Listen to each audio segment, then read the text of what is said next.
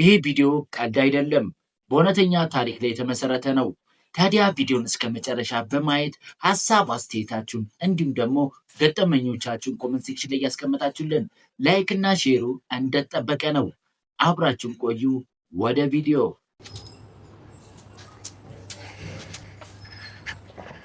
ሰላም አለቃ፣ ሰላም ነው? እንዴት ነህ? ፈቃድ አዲሳል? አዲሳል። በጣም ጥሩ። አዎ፣ እንግዲህ ምንድነው ደግሞ? ቆይ አዲስ የወጣ አመራር ነው። አዲስ የወጣ አመራር ነው። ሜትሩ ምንድነው? አየህ፣ ያው እንግዲህ ይሄ ከስራ ቦታ ላይ ከዚህ ያው አቤት ክሬቲቪቲ ይላል የስራ ፈለጣ። አይ ይሄማ አይሆንም። የፈለጣ ፈጠራ እንበለው። ለማንኛውም ቪዲዮን እንቀጥለው እስቲ። ትይዩ ፐርፐንዲኩላር ይሄ ወደዚህ 10 ሳንቲ ሰርቀ እየተጠቀምክ ነው። 10 ሳንቲ ወጥቷል።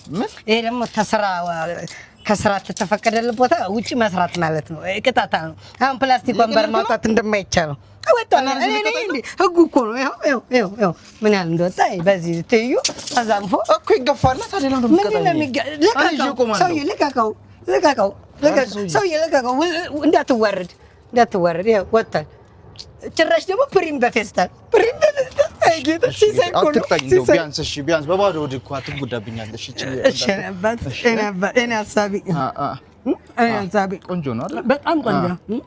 ቆይ እስቲ ህግ ልታስከብር ነው ወይስ ራብህ ልታስታግስ ነው የመጣው? ግራ አታጋባን።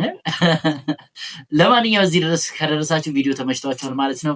ላይክ ሼር ማድረጋችሁን እንዳትረሱ። በቀጣይ ቪዲዮ እስክንገናኝ መልካም ሰናይ፣ መልካም ጊዜ።